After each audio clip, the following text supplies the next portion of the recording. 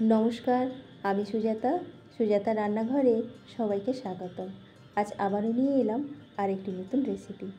আজ আমি আপনাদের করে দেখাবো স্বাদ সম্ভার ডাল। এরকম ডাল আমাদের খাদ্য তালিকায় সপ্তাহে একদিন হলেও রাখা উচিত। তো প্রথমেই আমি ডালটাকে ভালোভাবে ধুয়ে নিয়েছি এবং রাত্রিবেলা সারা রাত ভিজিয়ে রেখেছিলাম। সকালে ওটাকে ভালোভাবে পরিষ্কার করে ধুয়ে নিয়েছি। এবার একটা প্রেসার কুকারের মধ্যে এইসব ডালগুলোকে সেদ্ধ করতে বসিয়ে দেব। আর এর মধ্যেই দিয়ে দেবো পরিমাণ মতো একটু জল,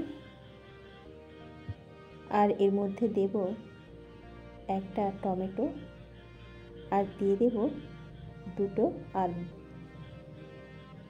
এবার এটা প্রেসার কুকারটা মুখ বন্ধ করে সেদ্ধ করতে বসিয়ে দেব।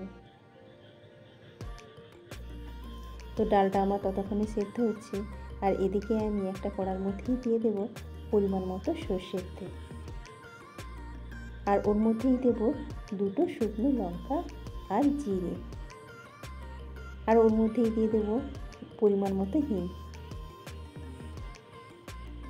এবার ওর মধ্যেই দিয়ে দেব একটা পেঁয়াজ কুচি, আর দিয়ে দেব 3 কোয়া রসুন কুচি।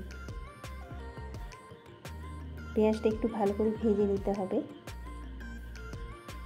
পেঁয়াজ একটু ভাজা ভাজা হয়ে গেলেই ওর মধ্যেই দেব আদা বাটা। আমি এখানে 1 চামচ পরিমাণ আদা বাটা দিয়েছি। আদার কাঁচা গন্ধটা যখন চলে যাবে, তারপর ওর মধ্যে দিয়ে দেবো পরিমাণ মতো একটু নুন। এবার ওর মধ্যে অ্যাড করব 1 চামচ পরিমাণ লঙ্কার গুঁড়ো আর 1 চামচ পরিমাণ হলুদের গুঁড়ো। আবারও মশলাটাকে একটু ভালো করে নাড়ানাড়ি করে ভেজে নেব।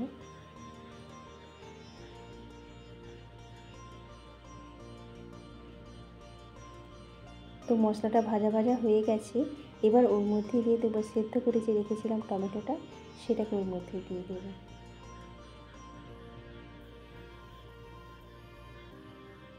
আর ওর মধ্যে দেব কুচনো গাজর। গাজরটাকে একটু ভেজে নিতে হবে।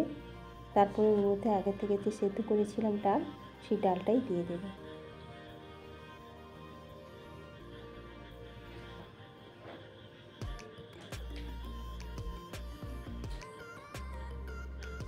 এবার ওর মধ্যে দেব আলুটাকে ছোটো ছোটো করে ডুমো ডুমো করে কেটে নিয়েছি, সেটাও ওই ডালের মধ্যে দিয়ে দেব।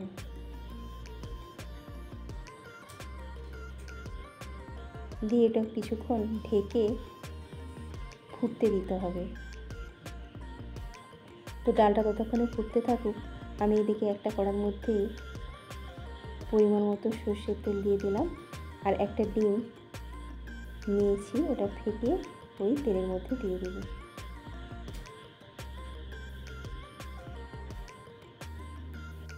ডিমটাকে একটু সরিয়ে সরিয়ে ভালোভাবে ভেজে নিতে হবে।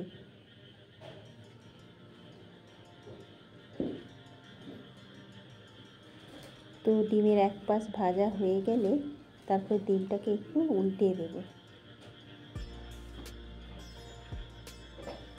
ডিমটা মোটামুটি আমার ভাজা হয়ে গেছে। এবার ওটাকে একটু ছোটো ছোটো করে টুকরো করে নেব।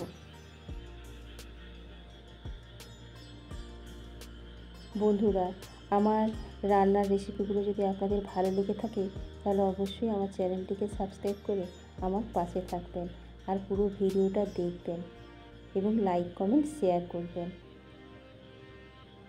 তো ডিমটা আমার ভাজা হয়ে গেছে। এবার ফুটতে থাকা যে ডালটা, ওর উপরে এই ডিমটা ঢেলে দেব।